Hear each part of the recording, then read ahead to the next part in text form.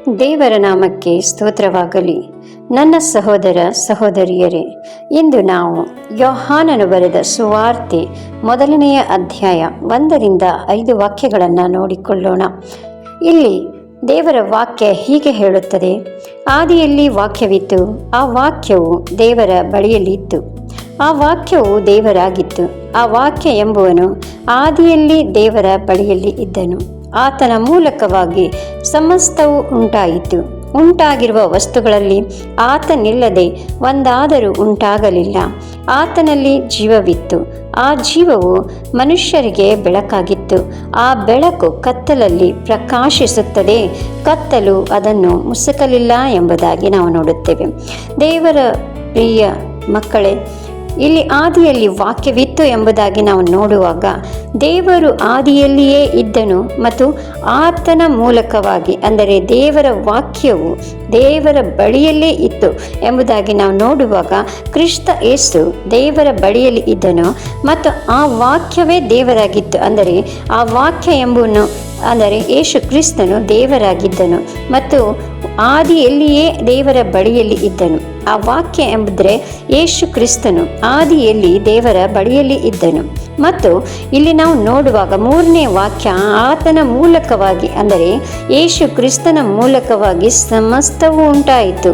ಅಂದರೆ ಇಲ್ಲಿ ನಾವು ನೋಡ್ತಿರುವಂತಹ ಈ ಲೋಕದಲ್ಲಿ ನಾವು ನೋಡುವ ಪ್ರತಿಯೊಂದು ಕರ್ತನ ಮೂಲಕವಾಗಿಯೇ ಉಂಟಾಗಿದೆ. ನಾವು ನೋಡದೇ ಇರುವಂಥ ವಸ್ತುಗಳು ಆತನಿಲ್ಲದೆ ಒಂದಾದರೂ ಉಂಟಾಗಿಲ್ಲ. ಅಂದರೆ ನಾವು ನೋಡದೇ ಇರುವಂಥದ್ದು ಆತನು ಮಾಡಿಲ್ಲ ಎಂಬುದಾಗಿ. ಆದರೆ ಪ್ರಿಯ ಮಕ್ಕಳೇ, ನಾವು ತಿಳಿಯಬೇಕಾದರೆ, ನಾವು ಲೋಕದಲ್ಲಿ ನಾವು ಏನೆಲ್ಲ ನೋಡ್ತಾ ಇದ್ದೀವೋ ಅದು ದೇವರಿಂದಲೇ ಉಂಟಾಯಿತು. ಮನುಷ್ಯರಾಗಿರಬಹುದು, ಪಶು ಪ್ರಾಣಿಗಳಾಗಿರಬಹುದು, ಆಕಾಶ, ಪೃಥ್ವಿ, ಸಮುದ್ರ ಎಲ್ಲವೂ ಯೇಸು ಕ್ರಿಸ್ತನಿಂದಲೇ ಉಂಟಾಯಿತು ಎಂಬುದಾಗಿ. ಮತ್ತು ನಾವು ನೋಡುವ ಹಾಗೆ ವಾಕ್ಯದಲ್ಲಿ ಆತನಿಲ್ಲದೆ ಒಂದಾದರೂ ಉಂಟಾಗಲಿಲ್ಲ. ಅಂದರೆ ಯೇಸು ಕ್ರಿಸ್ತನಿಲ್ಲದೆ, ಆತನಿಲ್ಲದೆ ಒಂದು ಉಂಟಾಗಿಲ್ಲ ಎಂಬುದಾಗಿ.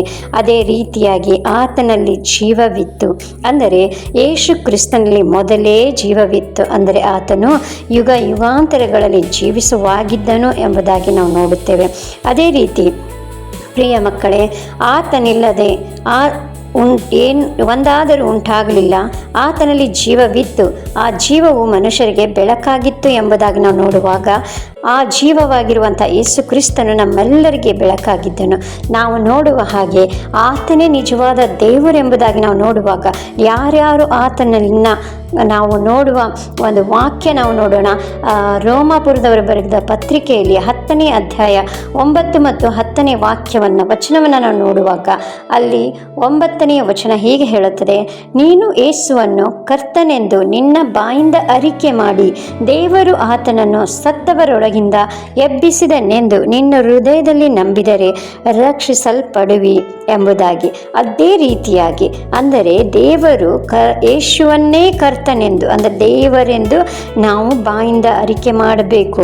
ಮತ್ತು ದೇವರು ಆತನನ್ನು ಸತ್ತವರೊಳಗಿಂದ ಎಬ್ಬಿಸಿದನು, ಅಂದರೆ ಈ ಲೋಕದಲ್ಲಿ ಆತನು ಮಾನವ ರೂಪವನ್ನು ಧರಿಸಿಕೊಂಡು ಬಂದಿರುವಾಗ, ಆತನು ನಮ್ಮ ಪಾಪ ಪರಿಹಾರಕ್ಕೋಸ್ಕರ ಆ ಶಿಲುಬೆಯ ಮೇಲೆ ಸತ್ತು 3ನೇ ದಿನ ಎದ್ದು ಬಂದು, ಮತ್ತು ಇವತ್ತು ನಮ್ಮ ಹೃದಯದಲ್ಲಿ ನಾವು ಏನು ಮಾಡ್ತಾ ಇದ್ದೀವಿ? ನಂಬಿ ರಕ್ಷಣೆಯನ್ನು ಹೊಂದುತ್ತಾ ಇದ್ದೀವಿ.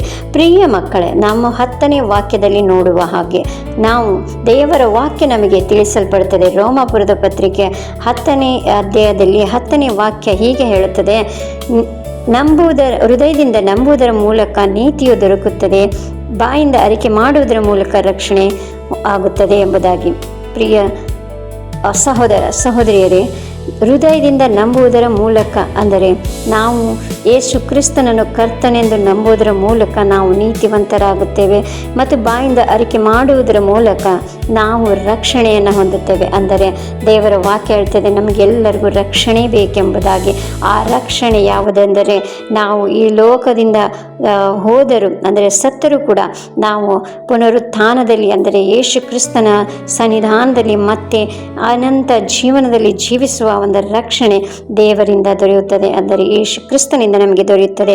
ಅದಕ್ಕಾಗಿ ಪ್ರಿಯ ಸಹೋದರ ಸಹೋದರಿಯರೇ, ಈ ವಾಕ್ಯವನ್ನು ಕೇಳಿದಂಥ ನಿಮ್ಮೆಲ್ಲರಿಗೂ ದೇವರು ನಿಮ್ಮನ್ನು ಆಶೀರ್ವದಿಸಲಿ, ನಿಮ್ಮನ್ನು ಬಲಪಡಿಸಲಿ. ದೇವರ ನಾಮಕ್ಕೆ ಸ್ತೋತ್ರವಾಗಲಿ.